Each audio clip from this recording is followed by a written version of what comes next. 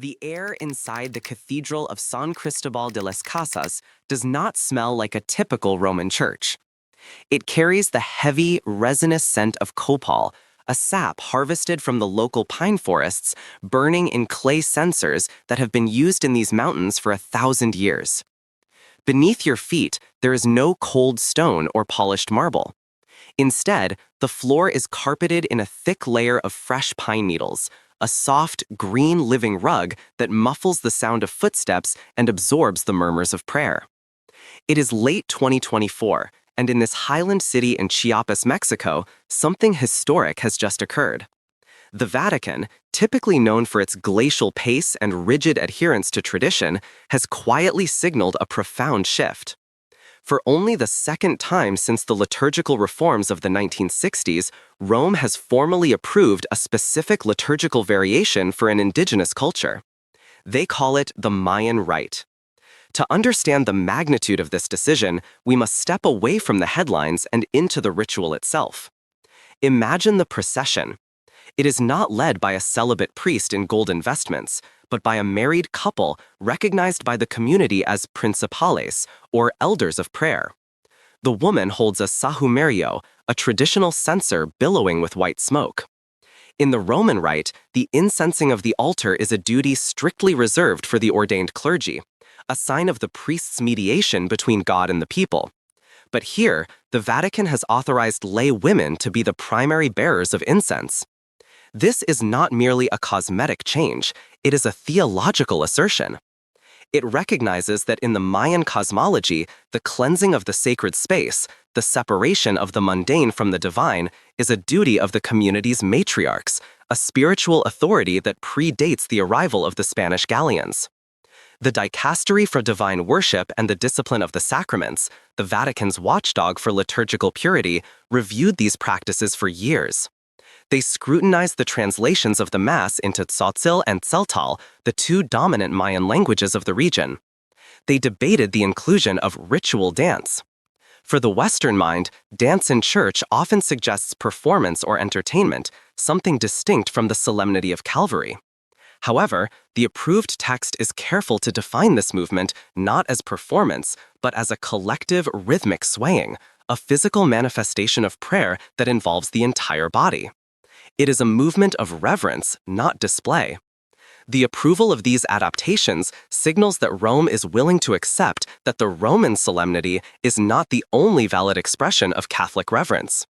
This approval is the culmination of a struggle that began decades ago with Bishop Samuel Ruiz, known as Tatik Samuel by the indigenous people. In the 1960s and 70s, Ruiz began to empower the indigenous communities, translating the Bible into their languages and ordaining thousands of married male deacons. For years, the Vatican viewed Chiapas with deep suspicion, fearing that the theology of liberation and indigenous syncretism was eroding the Catholic faith. Ordinations were halted, the liturgy was scrutinized. Yet, in November 2024, the suspicious gaze turned into a seal of approval. The document authorizes the office of the principal. In the Mayan community, these are lay leaders of high moral standing who guide the community's prayer life. They are not priests, but they are more than mere ushers or readers. They are the guardians of the community's spiritual rhythm. By formally integrating the principle into the Mass, the Church is grafting a pre-Columbian social structure onto the hierarchy of the Vatican. The priest remains the celebrant of the Eucharist, but the principal becomes the conductor of the community's prayer. This specific approval in Chiapas is significant because it provides a legal framework for inculturation that goes beyond mere translation. It suggests that the symbols of the faith, incense, posture, leadership, can be translated just as words can. But as the smoke rises in Chiapas, blending the Catholic sacraments with the aroma of the ancient Mayan forests, a much larger question looms. If the Church can embrace the principle and the sahumerio in Mexico, what happens when it turns its gaze south to the vast, river-laced expanse of the Amazon? There, the proposals on the table go far beyond ritual dance. They touch the very heart of the priesthood itself. The approval in Mexico is the opening move, The real game is about to be played in the rainforests of Brazil and Peru. We shift our focus south, leaving the pine forests of the Mexican highlands for the humid, dense canopy of the Amazon basin. If Chiapas was a test of liturgical flexibility, the Amazon is a test of structural survival. Here, the challenge is not just about how to pray, but who can lead the prayer. The sheer geography of the Amazon creates a crisis that is difficult for European or American Catholics to comprehend. Communities along the riverbanks may see a priest only once a year. For the other 364 days, the faithful are left without the Eucharist, the source and summit of Catholic life. This Eucharistic famine is the driving force behind a radical proposal, the Amazonian Rite. Unlike the Mayan Rite, which has received its formal seal of approval, the Amazonian Rite is currently in a laboratory phase. Following the tumultuous Amazon Synod of 2019, Pope Francis created the Ecclesial Conference of the Amazon, or SIAMA. This body has been tasked with developing a liturgy that reflects the Amazonian face of the Church. They are currently in a secret 3-year experimental period, running from 2024 to 2028. The details of these experiments are guarded, but leaked drafts and working documents suggest they are pushing the boundaries of Catholic orthodoxy far more aggressively than their counterparts in Mexico. The most explosive element of this proposal is the concept of viri probati, proven men. The proposal suggests that in these remote regions, respected, married elders of the community could be ordained to the priesthood. This would shatter the millennium-old discipline of mandatory priestly celibacy in the Latin Rite. While the Eastern Catholic churches have always had married priests, the Latin Church has held firm to celibacy as a jewel of its spiritual treasury. To allow married priests in the Amazon is to pull a thread that could unravel the entire tapestry of the Western priesthood. Critics argue that if you grant an exception for the Amazon based on a shortage of priests, why not for the shortage in Germany or rural France or the United States? Furthermore, the Amazonian Rite discussions heavily feature the role of women. The 2019 Synod explicitly requested that the Vatican reopen the study on female deacons. While the Pope has so far resisted ordaining women, the Amazonian experimental texts grant women official ministries that include baptizing, officiating at weddings, and preaching, roles that blur the line between the laity and the clergy. In many Amazonian villages, the Catholic faith has survived solely because of the grandmothers and mothers who baptize the children and teach the prayers. The Amazonian Rite seeks to formalize this matriarchy, giving it canonical status. The resistance to these changes is fierce, and it is fueled by recent memory. We must recall the Pachamama controversy of October 2019. During the Synod in Rome, indigenous statues of pregnant women were displayed in a church near the Vatican. To the organizers, they were symbols of life and the Amazonian connection to Mother Earth. To traditionalist Catholics, they were idols of a pagan goddess being worshipped in the Holy City. The tension exploded when a young Austrian activist entered the church, seized the statues, and threw them into the Tiber River. That splash was heard around the world. It symbolized the deep fear that the Amazonian face of the church was actually a mask for paganism. This is the context in which the Amazonian Rite is being forged.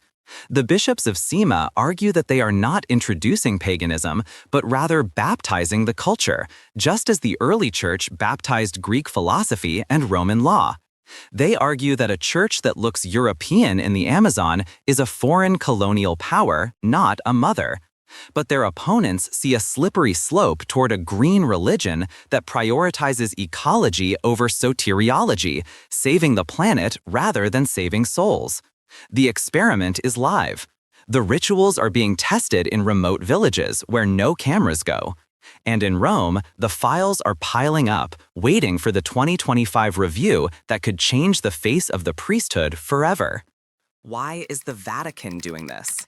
Why risk the unity of the Church for the sake of specific cultural adaptations in Chiapas and the Amazon? To answer this, we must dive into the deep theological waters of inculturation. This is the technical term for how the gospel incarnates itself in a specific culture. The Church teaches that faith is not a culture in itself, but a truth that can inhabit any culture.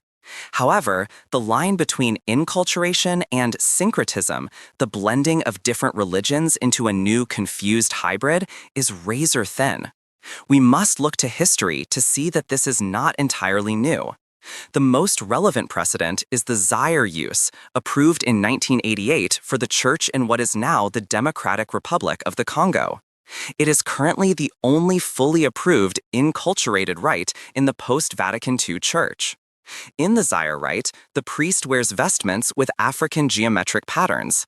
The liturgy begins not with a penitential act, but with the invocation of the ancestors of upright heart. This was a massive theological concession. It acknowledged that the African veneration of ancestors could be harmonized with the Catholic communion of saints. The dancers in the Zairean Rite do not just sway, they move in a way that mimics the royal courts of the Congolese kings, signaling that Christ is the true king. Pope Francis has explicitly pointed to the Zairean Rite as the model for the Amazon. His vision is of a polyhedric church, a shape with many different faces, rather than a sphere that is smooth and uniform. He argues that for centuries, Catholic has implicitly meant European. The Roman Rite, with its Gregorian chant, its Gothic or Baroque aesthetics, and its Latin heritage, is a product of Mediterranean culture. But is that culture essential to the faith? Francis argues no. He believes that by clinging to European forms in the global South, the Church is acting as a museum keeper rather than a missionary. However, the philosophical core of the debate remains unresolved. Critics argue that the Roman Rite is not just European, it is the rite of Peter. It connects the Church specifically to Rome, to the apostles, and to the history of the martyrs. They fear that by creating a Mayan rite, an Amazonian rite, and potentially an Indian rite, the Church will fracture into national churches, each with its own theology, eventually losing the one holy, Catholic, and apostolic mark. If the Amazonian rite allows married priests, will the German Church demand a Teutonic rite that allows the same? The fear is that the Church will become a federation of local tribes rather than a universal body. The timeline brings these abstract debates into sharp relief. The draft for the Amazonian rite is due for a critical review in mid-2025. The Mayan rite is already a reality, a precedent set in stone, or rather, in pine needles and copal. The Vatican has crossed the Rubicon in Mexico. Now, the eyes of the theological world turn to the Amazon. 2025 will be the year we discover if the Church can stretch its tent pegs wide enough to include the rainforest without tearing the canvas of its unity. Is this the end of European hegemony in the Church, or is it the beginning of a slide into a new form of paganism? The documents are being written, the candles are being lit, and the world is watching.